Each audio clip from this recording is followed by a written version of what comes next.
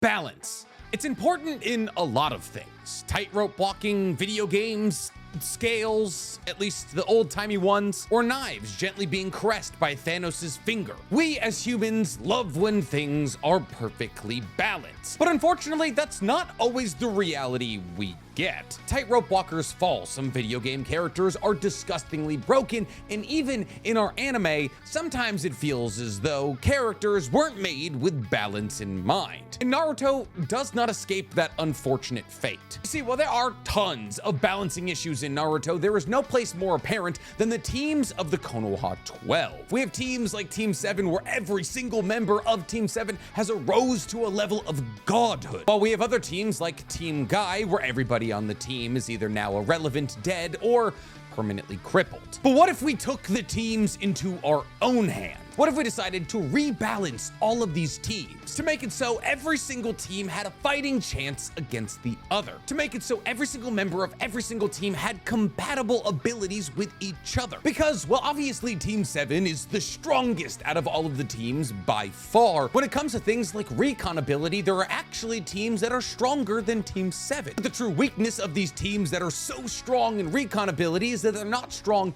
in anything else. And while obviously by the end of the show, Naruto, Sasuke, and Sakura and Kakashi have all found a way to make their jutsus compatible with each other, you can't help but wonder if they had somebody else on their team, would they be able to find more compatible, more effective jutsu combinations? So today we're going to undertake the somewhat Herculean feat of rearranging the entirety of the Konoha 12 and their sensei into new, possibly more efficient teams. And while obviously no team that I'm going to make today is going to be as strong as the current iteration of Team 7, the true purpose of today's video is to make every single team in Konoha relevant again. So while the top of the power scale when it comes to Konoha teams won't be as high, the average will be substantially higher. So with no further ado, let's get into how I would fix Konoha's teams. But before we get into all that, guys, please, for me, like this video, subscribe to the page, and hit that noti bell. And if you like the idea of me doing rewrites on anime, you're gonna love my other channel, The Weeb Commander, where I talk about all anime that aren't Naruto or Boruto. And if you just love the idea of me talking about anime, you're gonna love my anime podcast, Otaku's Anonymous, where me and Danny Mata break down everything that happened in anime this week. It's available on YouTube, Spotify, and Apple Podcasts. So when it comes down to teams coming out of Konoha, some teams were absolutely nailed. There was time and effort put into the idea of their creations to make sure that all of the jutsus that they would one day develop would work together in tandem. Now, unfortunately, this can't be the circumstance for everybody, as not everybody coming out of the Shinobi Academy in Naruto's year had guaranteed hidden jutsus they were going to receive from their clan. But a vast majority of the people in Naruto's year did have that. In fact, there was only 4 people out of the original Konoha 12 that were coming out of the Shinobi Academy without their clan's hidden jutsu. And those 4 people would be Rock Lee, Ten, Naruto, and Sakura. Which means for 2/3 of the Konoha 12, you could have anticipated exactly the moveset that they were going to have. Because the moveset that they were going to have was going to be a reflection of what their clan has been using for thousands of years. Before we get into making teams that we would want, we should go over what the teams currently are. And maybe more importantly than that, what we believe the role of each individual person in that team is. And I'd like to start with Team 10 because I believe Team 10 is the only team you could not touch, and I wouldn't be angry about it. Though I am very much going to break up Team 10. Team 10, for those of you who don't remember the numbers of all the teams in Konoha, I legitimately cannot blame you, is Ino-Shika-Cho. The Yamanaka, Nara, and Akamichi clans have been working together in a trio for 15 generations. 16 if you count Shikadai, Inojin, and Chocho. The reason that Ino-Shika-Cho has been working together for hundreds of years is because all of their hidden jutsu abilities, the jutsus that come from their clans, work together very well. See, the idea behind Ino-Shika-Cho is relatively simple. The Akamichi clan member, using their partial expansion or full body expansion technique, is supposed to create space and keep enemies away from the Nara clan member and the Yamanaka clan member. While the Akamichi clan member is using multi-size technique to keep the enemies away from his mid-range to long-range allies in the Yamanaka clan member and the Nara clan member, using their shadow paralysis technique is supposed to weave their shadow to the shadow of the enemy. enemy. And upon paralyzing the enemy in place as they were trying to avoid blows from the Akamichi clan member, the Yamanaka clan member is supposed to use mind transfer technique to transfer their consciousness into the brain of the enemy. At which point the enemy has been basically defeated. At this point, the Yamanaka clan member could either masquerade as this enemy to get behind enemy lines and gather intel, or simply throw the body of the person they've taken over off a cliff and then sever their connection, and then splat, no more enemy. This trio is also advantageous because the Akamichi clan member and the Nara clan member can keep an eye on the Yamanaka clan member's body after they use mind transfer jutsu. And when you break down the Ino-Shika-Cho trio into roles, their connection makes even more sense. You have the Nara clan members with their insanely high intellects that lead to them being the planners and the brains of the group, on top of being able to wield mid to long range jutsu techniques. You have the Yamanaka clan members with their mid-range techniques and their innate sensory abilities that allow them to act as recon for the group. And you have the Akamichi clan members who are there for close quarter combat. In this trio, you now have planning, recon, close quarter combat, long range, and mid-range jutsu abilities. And in the case of the Ino-Shika trio from Naruto, Ino also knows healing jutsus, which means her slight prowess with medical ninjutsu also covers heals for the group, making the Ino-Shika trio in Naruto one of the most well-rounded trios in existence. Tie this into the fact that the trio was always led by a Sarutobi, who are well-known all-arounders. That is to say, while a Sarutobi does absolutely draw their strength from their fire release, most Sarutobis are incredibly well-rounded ninja. Inazuma was no exception to this rule. While he was an incredible fire release user, he also practiced Kenjutsu with his chakra blades. And essentially, Ino-Shika-Cho is what we're going to be trying to build for all of the teams in Konoha. We want abilities that boost each other, characters who make each other stronger by being in proximity to each other. And by making all of these characters cooperate and work with characters that would make them stronger, we make the strongest versions of the Konoha 12 possible. Now, if I didn't have to rearrange all of the Konoha 12, I wouldn't break up Team 10 because, like I've already said, I believe teamwork-wise and complementary-wise, they are perfect. But unfortunately, the abilities of some of the members of Team 10 would be better suited for making other teams more powerful and efficient. Now that I've gone over what I believe to be the best team out of the Konoha 12, we should go over what I believe is the worst, and that would be Team 8. See, if underutilized was a team, it would be Team 8. Everybody on this team is either blatantly disrespected by the plot or just borderline forgotten about. Team 8, for those of you who aren't numbers nerds like me, is Team Kurenai, which means it's Kiba, Shino, and Hinata, with obviously the sensei being Kurenai. This team had a massive amount of potential and still technically does. Kurenai is regarded as the strongest genjutsu user in all of Konoha. Hinata is the princess of the Hyuga family, now the head of the Hyuga clan. Shino still technically hasn't lost a battle in Naruto. And then, you know, there's Kiba, but not every team can be perfect. But the real problem with this team isn't that they were forgotten about or disrespected by the plot. The real problem with this team is that none of their abilities complement each other. What is a Genjutsu master gonna do for two close quarter combat specialists and a mid-range assassination type character? Yes, obviously, Kurenai actually did accomplish a lot as a sensei. I actually believe that she is a better sensei than Kakashi, at least for what she accomplished for her team. But objectively, she was given the wrong kids. There's people in Konoha, specifically in the Konoha 12, that very much could have used a Genjutsu specialist as a teacher, and two of them are on Team 7. But every single character on Team 8 outside of Kurenai is a recon type. Hinata, with the power of a Byakugan, is able to see for kilometers in all directions. A recon type. Shino is able to control and communicate with all of his bugs that can span across miles and tell him exactly what's going on in a battlefield at any given moment up to the second. A recon type. And Kiba, as a member of the Inuzuka clan, not only has Akamaru, a ninja hound that's able to track, but also has an incredibly sensitive nose that allows him to track. A recon type. And yet for some reason we put three of the most powerful recon types all together, when one for the entire team would have been more than enough. But having too many of one type isn't a problem specific only to Team 8, as Team Guy suffers from the same issue, but in a very separate way. See, Team Guy obviously has Might Guy, but they also have Rock Lee and Neji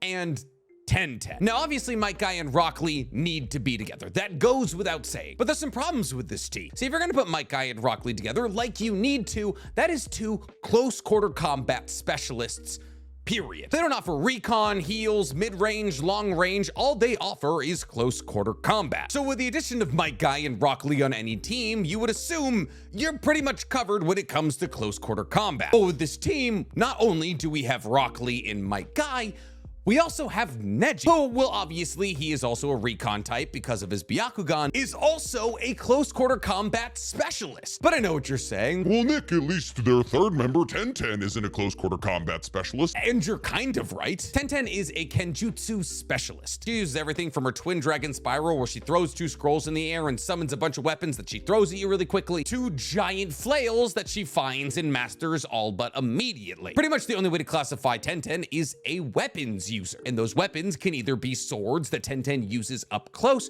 or throwable weapons that she uses from a mid-range. Well, obviously, when 1010 is hurling weapons at somebody, that isn't a close quarter combat option. Tell me, how exactly is 1010 supposed to hit anybody with one of her throwable weapons if Neji and or Rock Lee and or Might Guy is locked in hand-to-hand combat with them? There is nothing about 1010's kit that helps anybody using close quarter combat. Obviously, 1010 is incredibly accurate, but if you're zooming around at the speed of the 5th gate against Rock Lee or Might Guy, there is nothing 1010 can do. Now, one could argue that for the majority of the situations in Naruto, there is nothing 1010 can do, but that's why we're making today's video, to make the irrelevant characters relevant once again. Now, the last currently existing team in Naruto is obviously Team 7, which has seen a couple of different iterations, but we're not going to be talking about Sai today. Team 7 is by far and away, and it's not necessarily close, the strongest out of all of the Konoha 12 teams. Team 7 has Naruto, the current Hokage, and 1 point strongest person in the entire universe, Sasuke, the current Shadow Hokage, and at 1 point the 2nd strongest person in the entire universe, Sakura, the current head of the hospital, possible next Hokage, and at 1 point the 3rd strongest person in the universe, and now she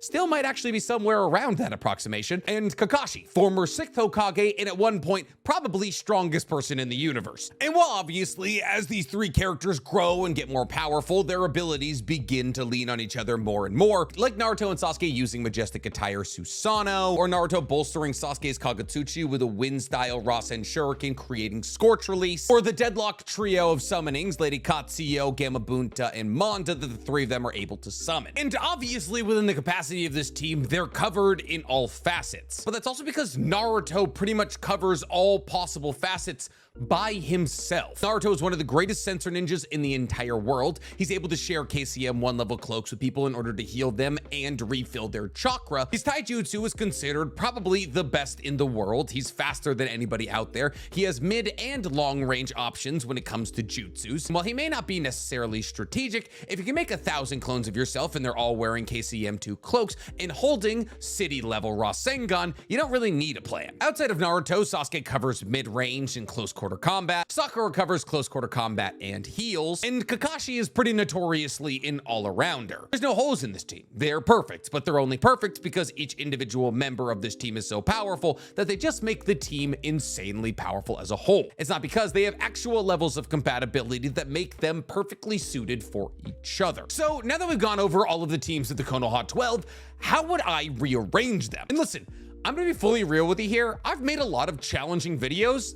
This might be my most challenging. I feel like Brad Pitt and Moneyball trying to draft the right people for the right price, but not overuse the talent on one team. But just like with any draft, you have to start with your first round pick. And my first round pick would be Naruto. Makes a lot of sense. He's the strongest person out of all of the Konoha 12. And with Naruto, we're gonna start the new Team 7. But what does the new Team 7 look like for us? Well, we already know that Naruto has mid-range, long-range, heals, recon, close quarter combat, pretty much everything that we need to make an entire team, but in one person. So one could argue that just by having Naruto on this team in the first place, the team is already pretty much figured out. So my initial line of logic was, well, if we're gonna put the strongest person out of the Konoha 12 on one team, shouldn't we also put the weakest on there so that they can balance each other out? Which brought me to the idea that 1010 should absolutely be on this team. And not just because Naruto and 1010 are the strongest and weakest people in the Konoha 12, but because 1010 having proximity to Naruto would be massive. What have we already established about Naruto? That he has the ability to share a KCM 1 cloak with anybody nearby, an entire shinobi alliance if he wants to. This means that Naruto is able to massively boost the chakra of anybody nearby. And non-ironically, and not as a meme at all, if Tenten had more chakra, she could be one of the most powerful people in the universe. See, we know that Tenten is a Kenjutsu genius. She might be the best person in the entire Naruto universe, yes, better than Suigetsu and Mangetsu, at picking up a weapon, figuring out how it works, and mastering it. We saw this multiple times during the war arc, but maybe most importantly when she picked up one of the treasured tools of the Sage of Six Paths, the Basho set, a fan that allowed her to generate a massive amount of an elemental release simply by swinging it. And Tenten, after holding this weapon for all of, 30 seconds, mastered how to use it in a battle against Kakuzu. Now, Tenten's largest drawback here is that obviously she doesn't have Hagoromo or Kinkaku and Ginkaku's chakra reserves. However, if hypothetically she was constantly in the presence of Naruto who could share his chakra with her, Tenten could wield the treasured tools of the Sage of Six Paths, weapons that would allow her to steal somebody's word soul, slice it off and seal it inside of a gourd, or generate massive gales of wind and lightning and fire through the flick of a fan. Yes, she would be counting on Naruto as essentially a chakra battery, but that's what Sasuke did to Jugo in Hebi, so there's a precedent for it, which means Tenten would have this team's long range covered, so long as Naruto didn't already have it covered. And Tenten would pretty much immediately become a Kinkaku/Ginkaku level threat, which is hilarious. Now, the only problem with this team is that both of the people on the team aren't really the brightest. Both Naruto and Tenten kind of have one move and they stick to it. Tenten throws a bunch of kunai, Naruto throws a bunch of Rasengan. So they would need somebody to maximize the potential of both of them. And I believe that the best person to maximize the potential of Naruto and Tenten simultaneously would be the greatest planner out of the Konoha 12, Shikamaru. Now I know what you're saying. You're saying, Nick, Shikamaru is another mid to long ranged option. which would make all three of the people on this team mid to long range fighters. To which I retort, Naruto is everything in anything he wants to be. And who's to say that Tenten couldn't master the seven swords of the mist with Naruto's help? Outside of his massive intellect and his ability to plan for Naruto and Tenten's respective abilities to maximize their potential, Shikamaru wields his shadow paralysis technique. And while people are worried about trying to evade Naruto or Tenten's attacks, Shikamaru can sneak in with his shadow behind them and freeze them in their place. Mind you, running out of chakra is also Shikamaru's biggest weakness. It's the reason he couldn't defeat Temari in the Chunin exams. It's the reason he had to rush Hidan to the explosive tag pit. Pretty much every single time we see Shikamaru use his shadow paralysis technique, the first thing on his mind is, I only have a set amount of time I can do this. Not to mention, if he uses his shadow paralysis technique on somebody stronger than him, they can resist his shadows, which is why Shikamaru had to create things like his shadow stitching technique to tie somebody down into his shadows.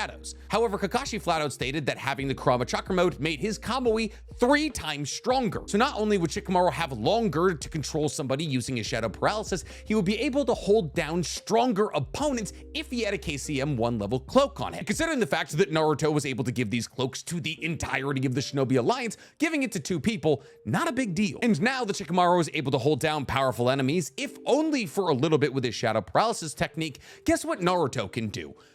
Hit them with the biggest Rasengan he has. And while obviously we've seen shadow paralysis technique absorbed by the likes of Momoshiki, while they're absorbing the shadow paralysis technique, they're not absorbing the Rasengan barreling into the back of their cranium. But who leads this merry bunch of misfits? Well, that'd be none other than Asuma. Asuma is quite literally the perfect sensei for these 3 people. 1, we obviously know how close Asuma and Shikamaru are, so we wouldn't be messing up that relationship by splitting the 2 of them up. But 2, Asuma's chakra affinity is wind style, which is kind of irregular for a Sarutobi, but that means he has the same chakra affinity as Naruto. And in fact, without Asuma, Naruto probably never would have mastered the Rasen Shuriken, as Asuma imparted some key information about wind release to Naruto that allowed him to make the breakthrough to create the Rasen Shuriken. And let's not sit here and act like Kakashi taught Naruto the Rasengan. That was Jiraiya. So if anything, Asuma probably would have been able to teach Naruto some cool wind-style jutsu, as well as obviously helping him down his road to mastering the Rasengan and all its variations. And even further than that,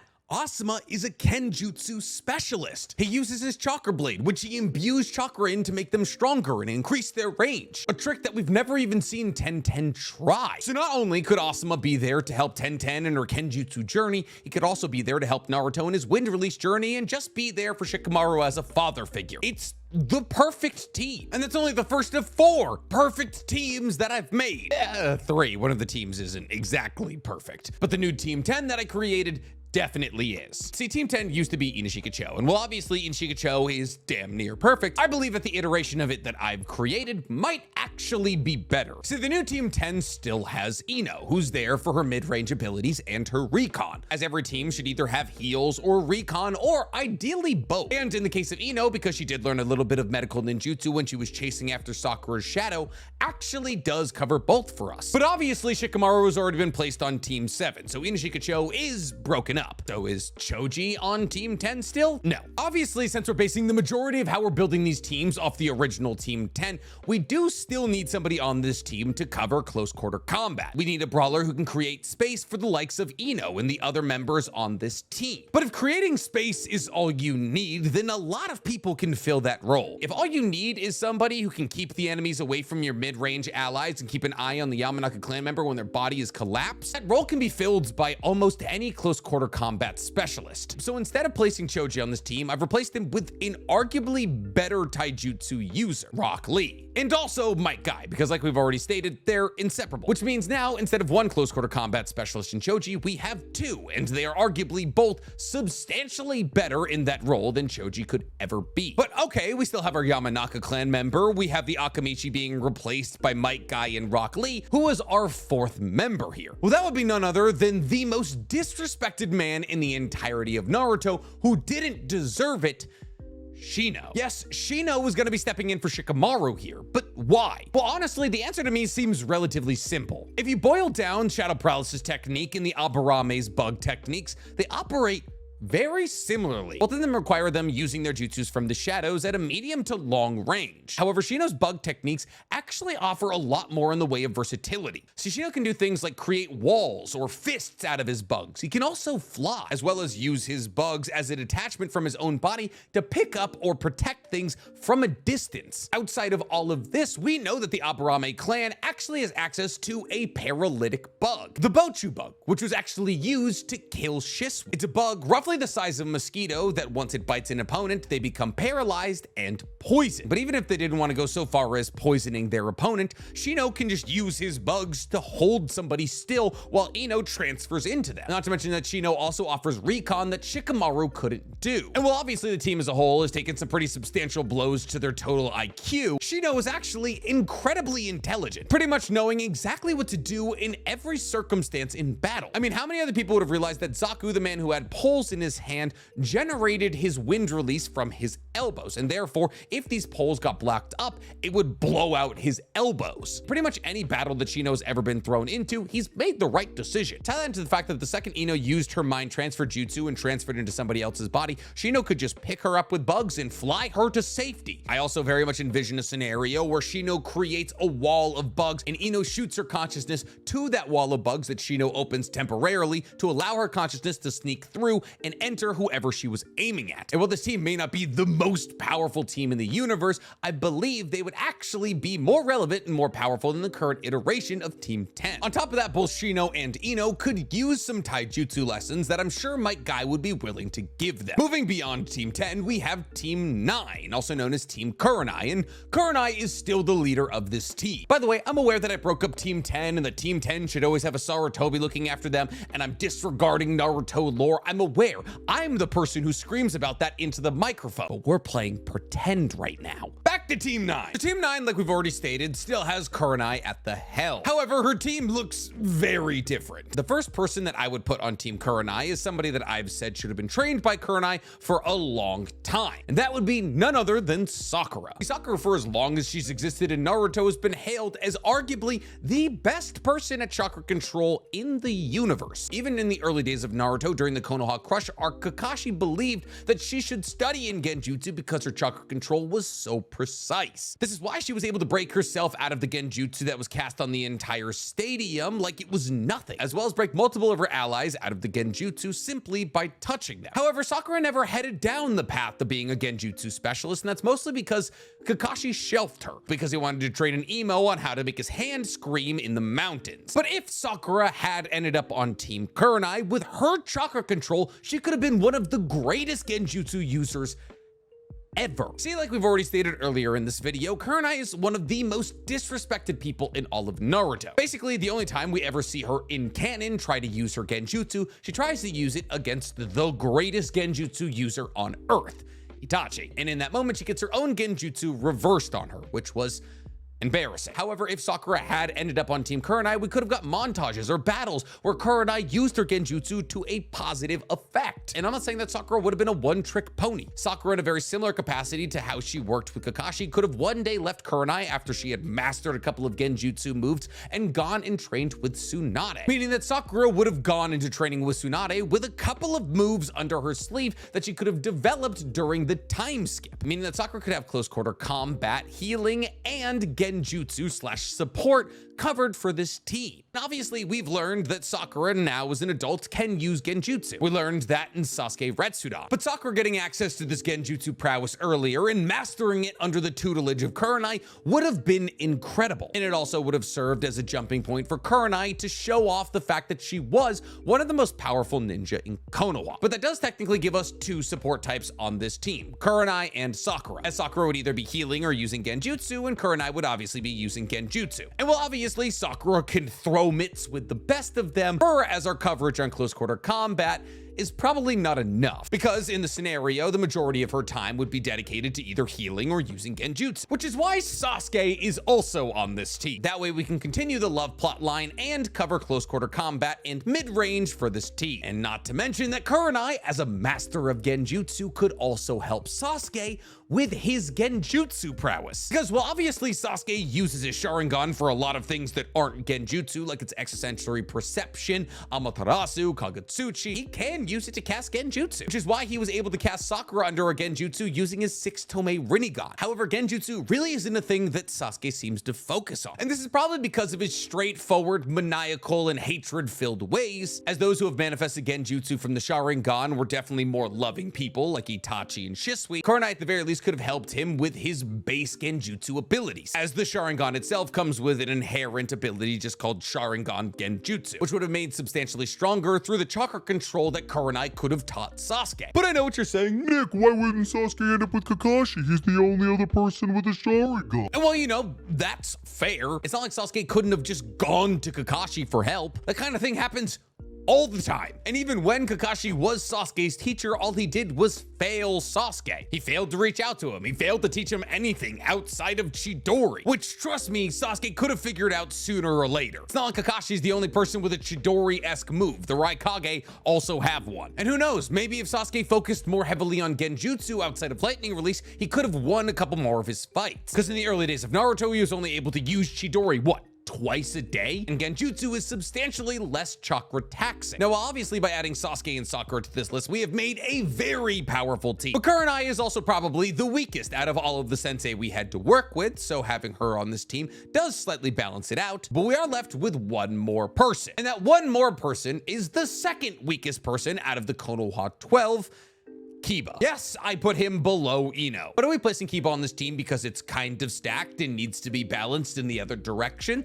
Sort of. But we're also placing Kiba on this team because of his recon ability. See, nobody on this team up until Kiba's addition has any sort of tracking and or recon ability. While we know that Sakura now as an adult basically has the ability to funnel her chakra into anything to immediately get the layout of it in a Byakugan style-esque power, that doesn't really help in an open battlefield. It helps if you want to get the layout of a building you're about to invade, but that's about it. Kiba with the power of his nose and Akamaru's nose would give a massive recon boost to this team, allowing them to find any enemy ninja that they may or may not be looking for. But if Sasuke has the ability to put a Susanoo on Kurama to make the majestic attire Susanoo, why wouldn't he have the ability to put a Susanoo on the two-headed wolf. Probably because he wouldn't be inside of the two-headed wolf. However, if you made a shadow clone that merged with Kiba and Akamaru and made a three-headed wolf, which exists in Boruto, it could put a Susanoo on that. And while that wouldn't be nearly as powerful as the majestic attire Susanoo, it would still be cool. And those are my 3 perfect teams.